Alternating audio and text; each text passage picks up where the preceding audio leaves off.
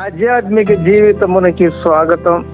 ఇది కులము, మతము, జాతి, తెగ దేనికి చెందిన సబ్జెక్ట్ కాదు. ఇది ఈ లోకంలో ఏం జరుగుతుందంటే వాళ్ళు ఏం చేస్తారో వాళ్ళకి తెలియదు, వాళ్ళు ఎందుకు జీవిస్తున్నారో వాళ్ళకి తెలియదు, వాళ్ళు ఎందుకు బతుకుతున్నారో వాళ్ళకి తెలియదు. తెలిస్తే ఇంకొకరికి హాని చేయరు, ఇతరులను మోసం చేయరు, ఇతరులను బాధ పెట్టరు, చక్కగా నడుచుకుంటారు. అయితే వాళ్ళెవరో వాళ్ళకి తెలియట్లేదు. ఒకటి వాళ్ళు ఏం చేస్తారో వాళ్ళకి తెలియదు. ఇక్కడ ఏంటంటే ఇప్పుడు నిన్ను సన్మానం చేశారు అనుకోండి, సన్మానం చేస్తే ఇతను చాలా గొప్పగా సన్మానం చేశారు కాబట్టి ఇతను నా కులానికి చెందినవాడు, నా జాతికి చెందినవాడు, ఇతను సన్మానం చేశారు కాబట్టి ఇతను చాలా గొప్ప స్థానంలో ఉన్నాడు అని చెప్పి భ్రమపడి ఈ పార్టీలు చేసుకోవటం కానీ, తర్వాత ఈ అనవసరంగా కాలం వృధా చేసుకుంటున్నారు. కానీ అసలు విషయం తెలుసుకోవట్లేదు. ఇప్పుడు ముఖ్యమంత్రిని కానీ, ప్రధానమంత్రిని కానీ, మంత్రులన్నీ సెట్ చేసేది ఆ సృష్టికర్త దేవుడు. ఆయన లేకుండా ఏది జరగదు. అంతా ఆయన సృష్టి. ఆయనే ముఖ్యమంత్రిని అరేంజ్ చేసిన, ప్రధానమంత్రిని అరేంజ్ చేసిన, దేశాన్ని ఎలా పరిపాలించాలనేది ఆయన ఆధీనంలో, స్వాధీనంలో జరుగుతూ ఉంటది నాకు తెలిసి.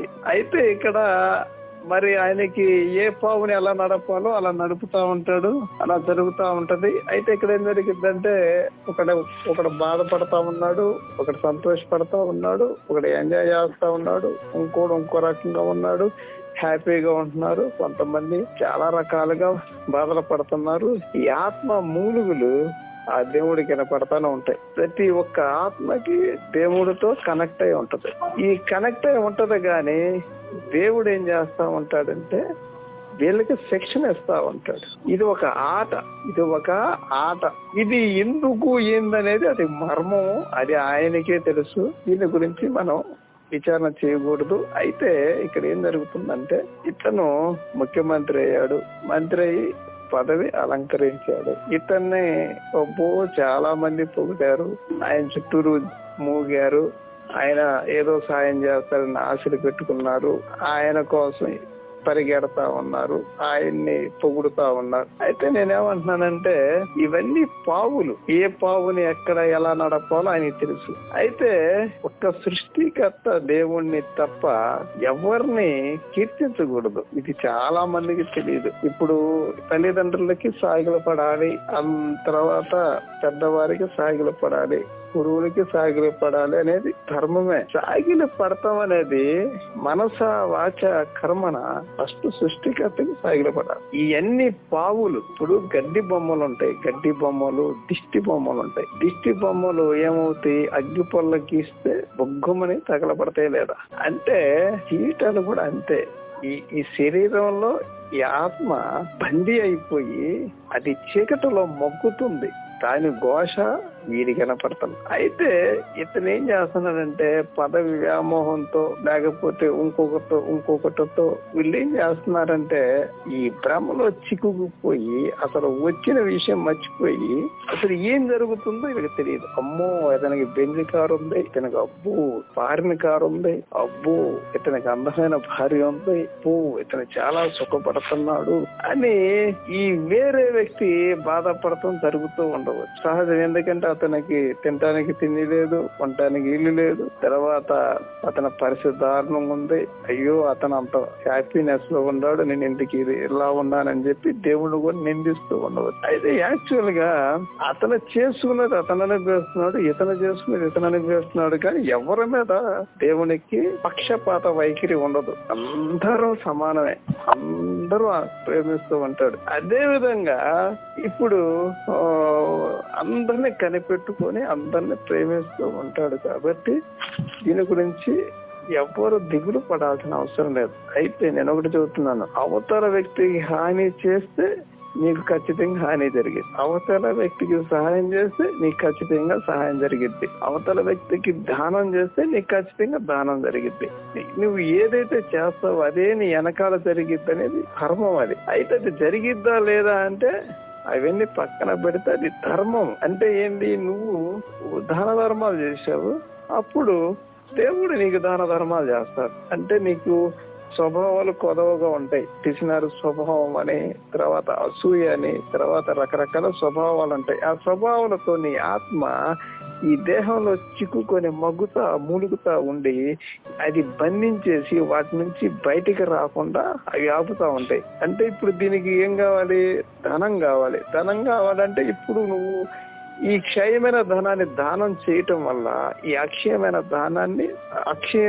ధనాన్ని సంపాదించుకోగలుగుతావు. ఈ క్షయమైన ధనాన్ని దానం చేస్తే అక్షయమైన ధనాన్ని సంపాదించుకోగలుగుతావు. కాబట్టి ఈ క్షయమైన ధనాన్ని దానం చేసి అక్షయమైన ధనం అంటే ఏంది? దేవుడిచ్చే అక్షయమైన జీవ ఆహారం అన్నమాట. అయితే ఏం చేస్తాడు ఆయన? ఈ స్వభావాలన్నీ తీసివేసే శక్తిని దానం చేస్తాడు. ఈ దానం చేయటం వల్ల ఈ స్వభావాలు ఎప్పుడైతే పోతాయో ఈ ఆత్మని ముట్టడి చేసి శత్రువులను మట్టి ఇవన్నీ ఈ కామ, క్రోధ, లోభ, మోహ, మద, మాత్సర్యములు ఈ స్వభావముల శత్రువులు నీ ఆత్మని బంధించి నరకంలో ఎక్కుబడి చేసి నరక ప్రాయం చేస్తూ మనస్సుతో నిన్ను ఇబ్బంది పెడతా ఉన్నాయి.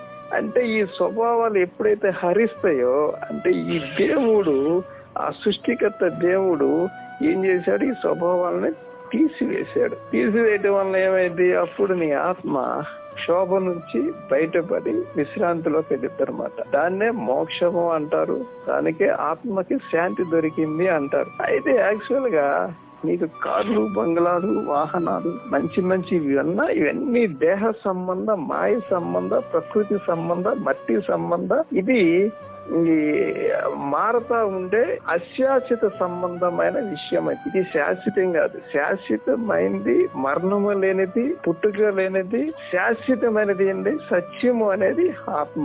ఈ ఆత్మ ఈ దేహంలో చిక్కుపడి ఈ పాఠం నేర్చుకుంటా ఉంది. ఇది విద్యాలయము. దీన్ని దేవాలయం అనవచ్చు, లేకపోతే గూడు అనవచ్చు, ఏదైనా అనవచ్చు. అయితే ఈ ఆత్మ ఈ దేహంలో పడి కొట్టుమిట్టాడుతూ ఉంది. అయితే అందరూ ముఖ్యమంత్రులు కాలేదు, అందరూ ప్రధానమంత్రులు కాలేరు.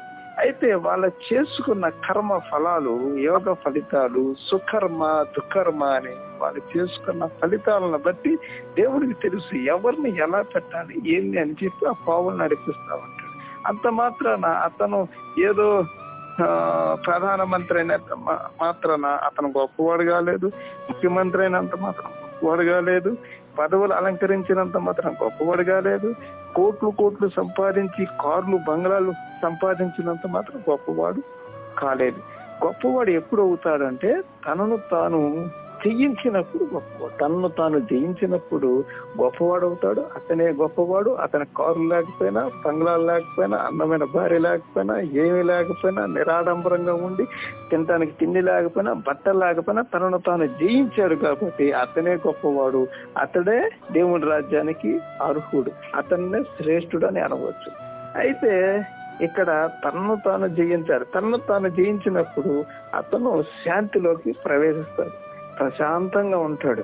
అతనికి ఏ బాధ ఏది అంటదు. ఎందుకు అంటే తనను తాను జయించాడు, తనను తాను తెలుసుకున్నాడు కాబట్టి అతనే మహారాజు అన్నమాట. అందుకనే వీటి గురించి సందేహించకూడదు, కలవరపడకూడదు. ఒక గురువుని నమ్మినప్పుడు ఆ గురువుని విశ్వసించి నమ్మకంతో ఉండి ఆయన్ని ఫాలో అవుతూ అధైర్యపడకుండా ఆయన ఉన్నాడని నమ్మి ఆయనని విశ్వసించి ఆయన్ని ఫాలో అవుతూ ఆయన్నే ప్రతి క్షణము చూస్తూ ఆయన పాదముల దగ్గర పడి దివారాత్రులు కొట్టుమిట్టాడుతూ ఆయన దగ్గర పడిగాపులు కాస్తూ ఉండాలి. ఉదాహరణకు తీసుకుంటే ఒక కుక్క మరి తన యజమానుడిని ఎలా నమ్మి ఆ కుక్క తోక ఊపుతూ ఆ యజమానుడు చుట్టూ ఎలా తిరుగుతుందో అందుకని కుక్కను చూసి నేర్చుకోవాలి అని.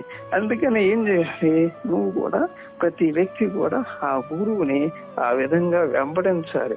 అయ్యో నాకు ఒక మెతుకు వేయకుండా ఉంటాడా? ఖచ్చితంగా వేస్తాడు అని చెప్పి నమ్మకం ఉండాలి. నమ్మకం ఉన్నప్పుడు నీకు సమస్య లేదు. నీకు రూమ్ కావాలంటే రూమ్ ఇవ్వాలని తెలుసు, ఏది కావాలో అది తెలుసు.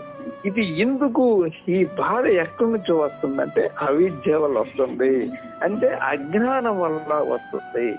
ఈ అజ్ఞానం వల్ల నీకు బాధ వస్తుంది. బాధపడేవాడు దేవుడికి చెందినవాడు కాదు. బాధ అనేది లేదు, అది ఒక కల్పితం. అది దుఃఖం ఎక్కడ వస్తుంది? ఒక కోరిక నీకు నెరవేరకపోయినప్పుడు దుఃఖం పుడుతుంది, దుఃఖం వస్తుంది. అయ్యో నాకు ఆ కోరిక నెరవేరలేదని చెప్పి దుఃఖం వస్తుంది. అదే కోరిక లేదనుకో దుఃఖం లేదు. అంటే దీన్ని ఏమంటారు? తనను తాను జయించడం అంటారు. అందుకనే ఎవరైనా జగదీష్ కావచ్చు, ఇది కావచ్చు, ఏ వ్యక్తి అయినా కావచ్చు, ఏదైనా ప్రతి వ్యక్తికి గురువు విద్య నేర్పుతాడు. విద్య నేర్పేటప్పుడు నేర్చుకోవాలి. మరి రొట్టె చేయాలంటే పిండి కావాలి.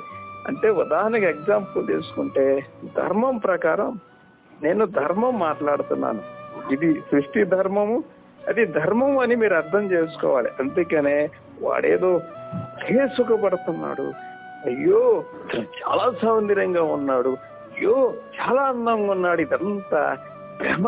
ఈ నేత్రములో దూలమది, ఈ నేత్రములో నలుసు, ఈ నేత్రములో ఈ స్వభావము కమ్మి ఈ నేత్రం ఏం చేస్తుంది? మోసం చేస్తుంది. ఈ భౌతిక సంబంధమైన నేత్రమును మోసం చేస్తుంది. కాబట్టి ఈ నేత్రాన్ని ఏం చేయాలి? మూసివేయాలి. అంటే ఈ మనస్సును లోనకి తిప్పాలి. ఈ మనస్సును లోనకి తిప్పి గురువుని నమ్మి ధైర్యముగా ఉండి మనం ప్రతి వ్యక్తి పోరాడాలి. అంతేగాని ఈ కార్ల కోసం, ఈ లోకం కోసం నువ్వు కలవరపడ్డావు. కారు ఉంటది, తిరుగుతావు. మరి ఈ బంగ్లాలు ఉంటాయి, అనుభవిస్తావు. ఓ స్త్రీ ఉంటది, అనుభవిస్తావు. ఫుడ్ ఉంటది, తింటావు. ఎంతకాలం అనుభవిస్తావు? వయసు పెరుగుతా ఉంటది.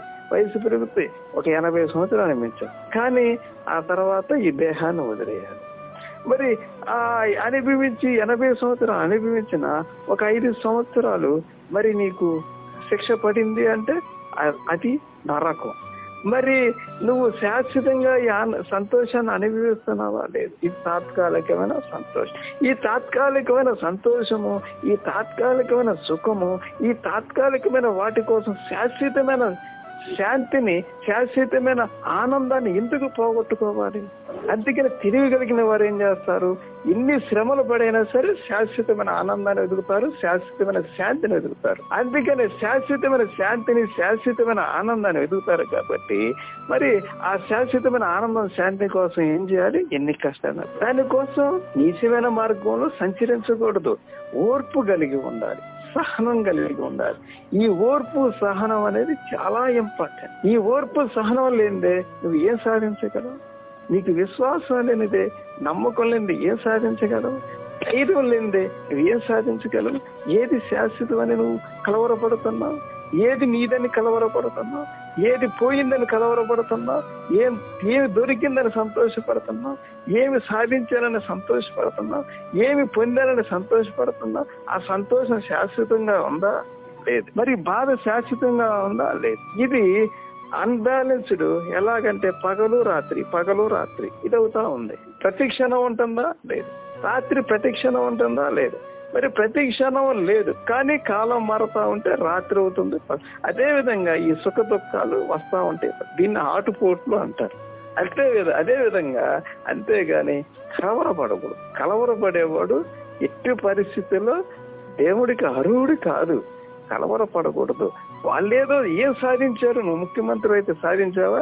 నువ్వు కోట్లు సంపాదించి సాధించావా? ఏమి సాధించాలా? వాళ్ళు భ్రమలో ఉండారు, వాళ్ళు పదవి వ్యామోహంలో ఉండారు, వాళ్ళు అజ్ఞానంలో పడి కొట్టుకొని ఈ లోకాన్ని ఇచ్చేసుకుంటూ ఉన్నారు. లోకం మొత్తం సంపాదించని నిష్ప్రయోజనం. దానివల్ల ఏమీ ఉపయోగం లేదు. ఆత్మకి శాంతి లేనప్పుడు ఎన్ని ఉన్నా ప్రయోజనం లేదు. ఆత్మకి శాంతే శాశ్వతం, అదే సంతోషం, అదే ఆనందం, అదే కావాలి. అంతేగాని ఈ ఆత్మకి శాంతి లేని లోకం మొత్తం సంపాదించిన నిష్ప్రయోజనం, ఏం ఉపయోగం? ఏమీ లేదు. అందుకని అజ్ఞానం నుంచి బయటికి రండి. దీని గురించి కలవరపడొద్దు. పరిశుద్ధుడు ఒక సిద్ధ గురువుని నమ్మండి. కదలవద్దు, వెనకవద్దు, అధైర్యపడవద్దు. నీ హృదయాన్ని పెరవనీయొద్దు. ధైర్యంగా ఉంది. సైతాను అంటే మనస్సుతో పోరాడండి. మనస్సును నిర్మూలన చేయండి. మనస్సు అనేది లేకుండా చేయండి. అప్పుడు నీకు అంతా ఎంప్టీ అయిపోయింది. అప్పుడు హ్యాపీనెస్ లోకి వెళ్తారు. ఇవి సత్యము. దయచేసి అర్థం చేసుకోండి. కలవరం అనేది రానియొద్దు, విరక్తి అనేది రానియవద్దు.